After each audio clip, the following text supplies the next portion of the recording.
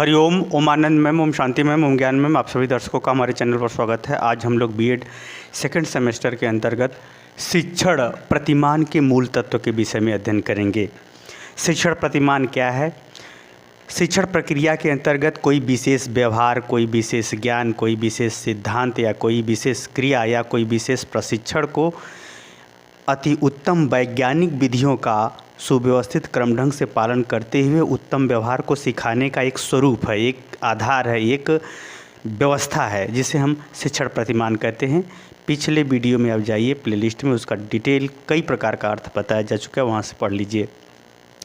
आगे चलते हैं। शिक्षण प्रतिमान के तत्व बताने का तात्पर्य है कि जब इसके बाद हम मॉडल पढ़ाएंगे तो इन तत्वों को आप समझते रहेंगे तो मॉडल के स्वरूप को और उसके समझ को, मॉडल का जो स्वरूप होगा, जो उसके प्रति जो समझ विकसित होना चाहिए, वो आराम से आपके मानसिक स्तर में वह विकास हो जाएगा। इसीलिए इसको पढ़ाना आवश्यक है। चलते हैं, हम इसको देखते हैं कि शिक्षण प्रतिमान के मूल तत्व क्या है। पहला इसका मूल तत्व है लक्ष्य।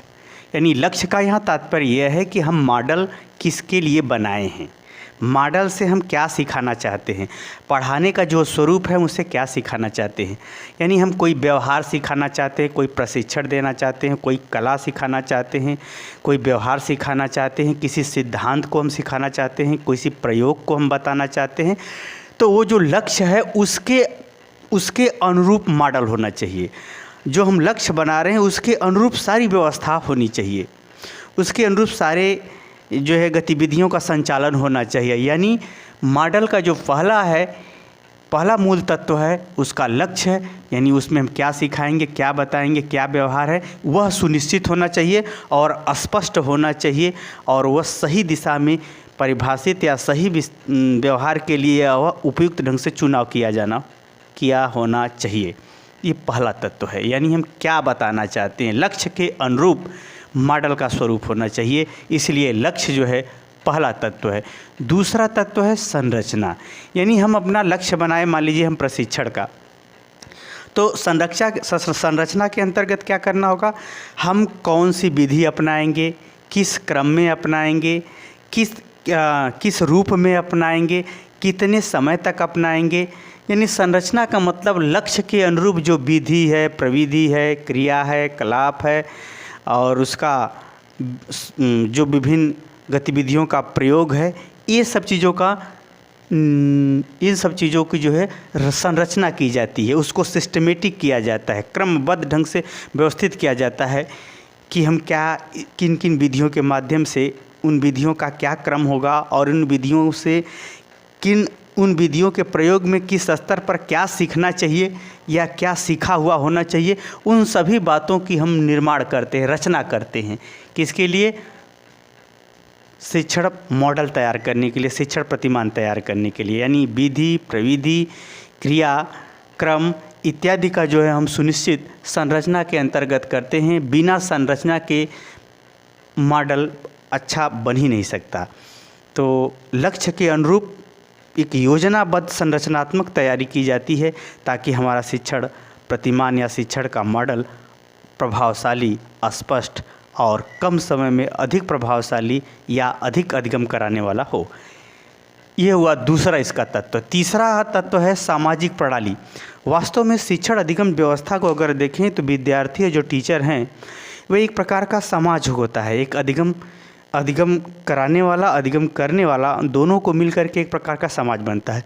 तो अध्यापक का व्यवहार विद्यार्थियों के प्रति कैसा हो, इसके अंतर्गत ये सुनिश्चित किया जाता है। यानी अध्यापक विद्यार्थियों को सहयोग प्रदान करे, विद्यार्थियों को सही अनुक्रियाओं के लिए प्रेरित करे, विद्यार्थियों के प्रति एक सहयोगी और सहानुभूति के ढंग से व्यवहार उसका हो, तो जो है वो विद्यार्थी जो है उस सिखाए गए व्यवहार को या सिखाए जाने वाले व्यवहार को जल्दी सीखता है। कहने का मतलब है कि अध्यापक और विद्यार्थियों के बीच जो कम्युनिकेशन है, जो एक प्रकार से एक दूसरे का सहयोग, सहानुभूति या एक दूसरे पर विश्वास और एक दूसरे के साथ सहयोग के में तत्परता दिखाते हुए व्यवहार सिखाने की जो प्रवृत्ति है, उनसे संबंधित होता है। तो सामाजिक प्रणाली के अंतर्गत जो अध्यापक होता है उसका व्यवहार जितना ही विद्यार्थी के अनुकूल होगा उतना ही वह अधिगम प्रभावशाली होगा, जितना ही वह विद्यार्थियों को अभिप्रेरित करेगा, जितना ही मोटिवेट करेगा, उतना ही जो है यह सामाजिक प्रणाली यानी उसका व्यवहार जितना ही अच्छा होगा उतना ही जो है मॉडल का स्वरूप अच्छा होगा। तो ये सामाजिक प्रणाली के अंतर्गत अध्यापक और विद्यार्थियों के बीच कम्युनिकेशन अनुकूल बनाने का प्रयास किया जाता है। यह तीसरा तत्व है। चौथा तत्व है सहायक प्रणाली। सहायक प्रणाली का तात्पर्य है कि बहुत जैसे मॉडल जो बनाया गया है, जो लक्ष्य के अनुरूप विधि प्रविधि अपनाई गई, फिर उसके अंदर अध्यापक के व्यवहार का निर्धारण किया गया। इसके संग संग होता क्या है, जब पढ़ाने का कार्य चलता है या सिखाने का कार्य चलता है या प्रशिक्षण का कार्य चलता है तो उन कार्यों के अंतर्गत कुछ आवश्यक सामग्री होती हैं। आवश्यक सामग्री तो होना ही चाहिए, लेकिन एक सहायक सामग्री होती है जो आवश्यक सामग्री के से अलग होती है। जैसे अगर हम इस समय चाक डस्टर पढ़ा रहे हैं, चाक डस्टर का प्रयोग कर रहे हैं तो ये आवश्यक सामग्री है क्लास की।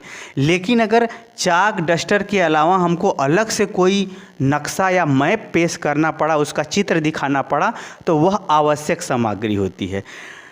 वो क्या होती है? नहीं, वो सहायक सामग्री होती है। जैसे हमने कहा चाक डस्टर यह जो है आवश्यक सामग्री है, लेकिन हम बाहर से मैप लिया करके दिखा रहे हैं तो ये क्या हो जाएगी? सहायक सामग्री।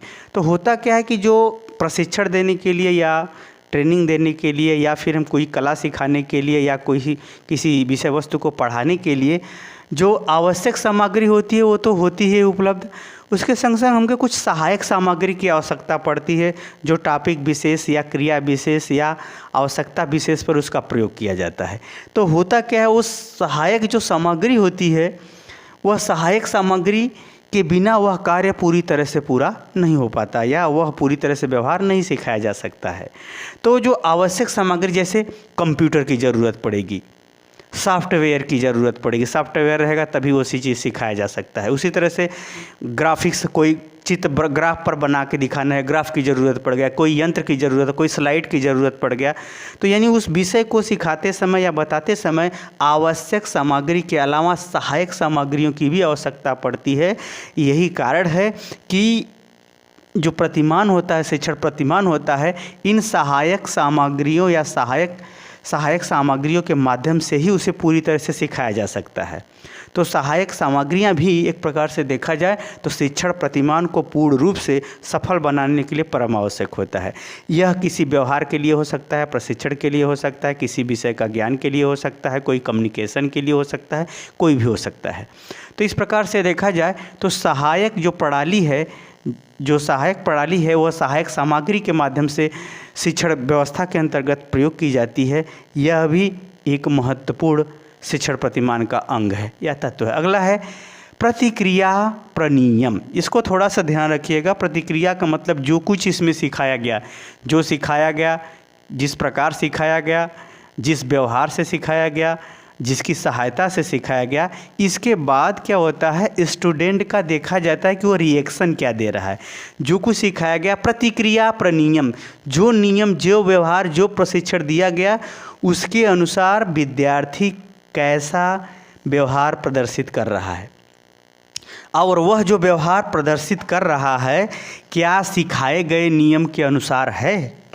जो व्यवहार प्रदर्शित कर रहा है वह सिखाए गए नियम के अनुसार है। यदि नियम के अनुसार नहीं है या है तब तो उसे प्रोत्साहन देना चाहिए, अगर नहीं है तो उसे निर्देश देना चाहिए, नहीं है तो क्या देना चाहिए, निर्देश देना चाहिए, ताकि उसके व्यवहार में सिखाए गए नियमों के अनुसार वह अपना व्यवहार प्रदर्शित कर सके या अपने व्यवहार में परिवर्तन ला सके।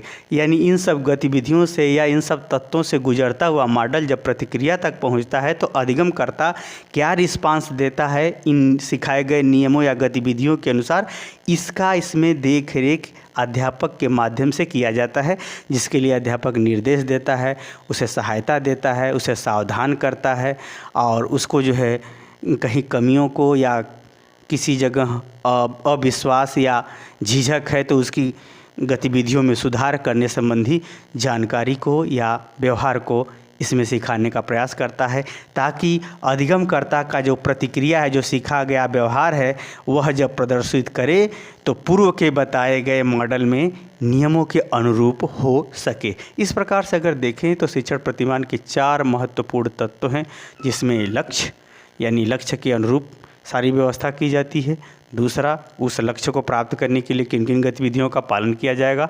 तीसरा, उन गतिविधियों के अंतर्गत अध्यापक और अधिगमकर्ता के बीच कैसा व्यवहार हो। चौथा, इन व्यवहारों के साथ साथ जो सहायक सामग्री है, आवश्यक सामग्री के अलावा जो हम सहायक या सामग्री का विशेष उपकरणों का प्रयोग करते हैं, क्या क्या उसकी ज़रूरत पड़ेगी वो। पांचवा है, जो सिखाई गई गतिविधियां हैं उसके अनुसार विद्यार्थी क्या व्यवहार प्रदर्शित करता है, वह पहले के नियमों के अनुसार है या नहीं। यदि नहीं है तो उसे किस प्रकार सिखाया जाए, बताया जाए। इन सब बातों का जिक्र किया जाता है या इन सब बातों के लिए उसे तैयार किया जाता है। तो इस प्रकार से 5 महत्वपूर्ण तत्व हैं। आप इसे समझ गए हैं तो कमेंट बॉक्स में ज़रूर बताइए। साथ ही मेरे चैनल को लाइक शेयर सब्सक्राइब भी कीजिए। हरिओम।